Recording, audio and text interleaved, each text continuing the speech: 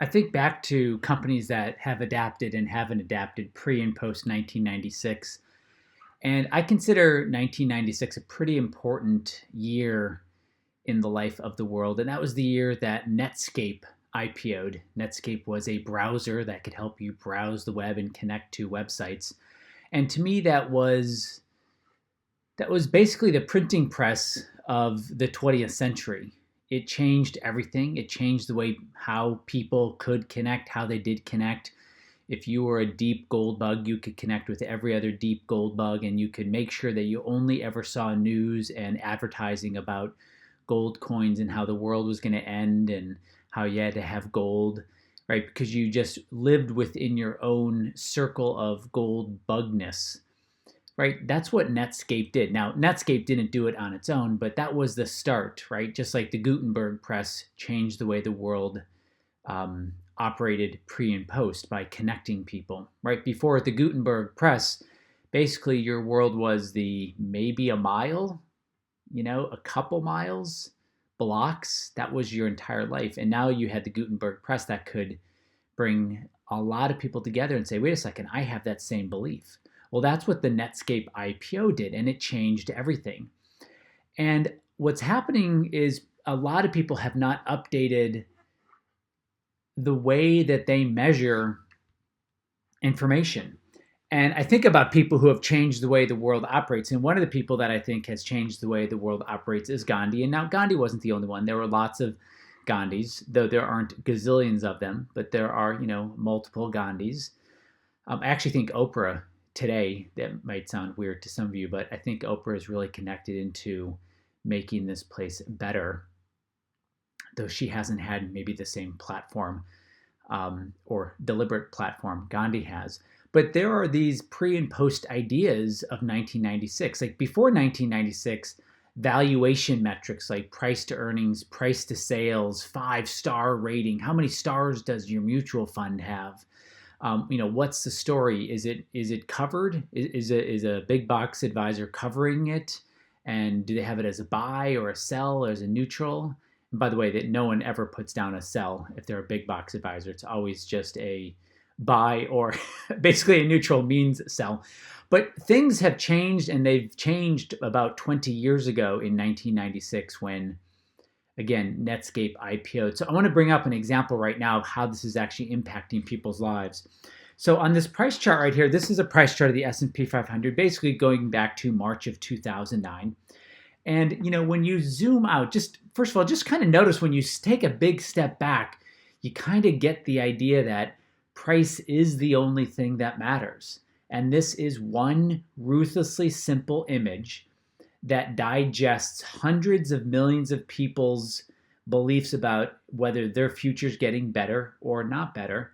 And the line makes the appropriate digestion and moves up or down or sideways. So this is the stock market rate of return, the S&P 500 with dividends reinvested. Now, over the exact same time period, there was this other sector called emerging markets. And for 5 years, deep value investors, super smart, intelligent people have been saying, man, emerging markets is the place to be. It has got a good valuation compared to, say, developed markets or US domestic market. And so for 5-6 years, deep value investing advisors have been saying, man, the valuation is looking good over here. Get it based on valuation. Well, valuation was an idea that was great pre-Netscape IPO. And when you look at this image and you compare it back to this image, and this is the exact same time frame, guys, you can see that this image was a much worse place. This is the price chart of emerging markets, was a much worse place to have your money. And price is that new metric. Because price, I hate using the word Trump now that there's a Trump in office. Like people have to then figure out, is he talking about that president guy, or is he talking about the word that used to mean the word before the president guy? So price beats valuation. Price beats stories. Price beats those 5-star ratings. If you understand the direction of the price, you understand everything. Now I can show you this right here, and I can I can show you, my computer didn't like that button I pushed. I can show you this right here and we can look at the same two pieces of data. The blue line is the S&P 500 with dividends reinvested, and the red line is emerging markets. And you can see if you just looked at valuations, which is how the majority of big box advisors look at investing money, you could see that there was about depending on where you want to measure it, clearly from kind of the mid 2011 where the red line came down and the blue line went up, they clearly separated in direction. But even if you went to the very beginning, which is the bottom of March 2009, emerging markets went up about 100%, and the S&P 500 went up about 250%. So that's a pretty big difference to a portfolio, even if you had only 10% allocated to emerging markets. That 10%, right? Let's say that 10% was in a $100,000 account. It could have either gone to $10,000, 10% of 100,000 could have gone to 21,000, or the 10,000 could have gone to 35,000, right? So that's a big difference. That's a $14,000 or 14 percentage point difference just on one investment. So one of the new metrics is price direction and the probability of that price staying in the direction you want. And as we move more and more into the 21st century in this kind of this internet-based age, this connected age, this post-Netscape IPO age, people are going to more and more get clear that their old world metrics evaluating whether they should be in an investment is going to be more and more painful to their money. So what's the takeaway, guys? Price beats valuation metrics like price to sales, price to earnings, overbought, oversold. Those are interesting. They matter over much, much longer periods of time. But the stock market, the US stock market, was overvalued in 1996. And then it went on to go up in 97 and 98 and 99. And not just a little bit, like more than doubling.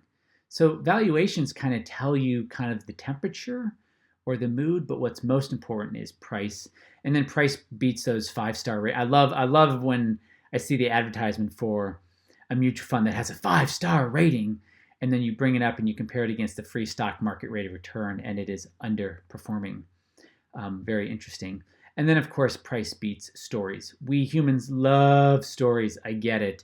Stories sell newsletters. They don't create stable futures.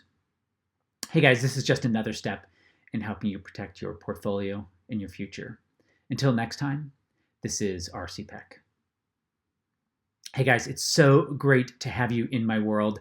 I had a great conversation with a client who said, RC, I've been wanting to call you and set up a strategy session, but I realized that there was discomfort in it, and I had learned, and this is pretty amazing that this guy said this to me, because this guy's in his 60s. He goes, I realized that I wasn't wanting to connect with you because when I thought about connecting with you, I got scared. And so what my brain was thinking is, well, if you're scared, then that is dangerous. And he finally said to me, he goes, what I realized was being scared was this old belief. It was happening in my body. And I realized, oh my gosh, RC, you're right. If I can't even have a phone call with you, right? And that's so scary to just have a phone call with you. And I've been listening to you for 6 months. Then what am I doing to my money? Like, how bad am I treating my money if a phone call scares me? And he goes, it's not that it wasn't supposed to scare me, but that it was stopping me because it scared me.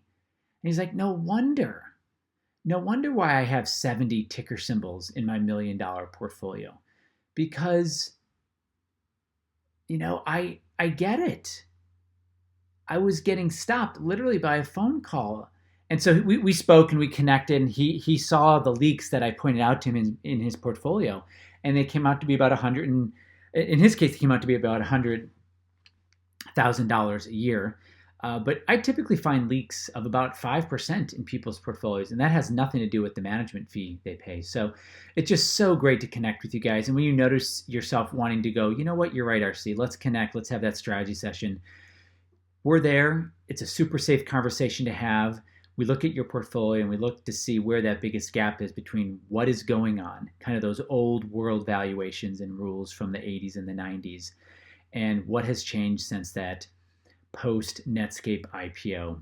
So I look forward to having you guys connect with us. And as always, it's super easy to do. Just reach out to us. Phone number is on our website, or you can just do Patty at Fearless Wealth or questions at Fearless Wealth. I'm on my own this weekend. My wife Burgess is out of town with one of her great friends. She goes away every Mother's Day weekend to have a mom weekend away, which is so great for her to get that break. So wish me luck. I will be Mr. Mom with my two beauties, my 6 and 9-year-old. And we will probably be spending some time at the beach.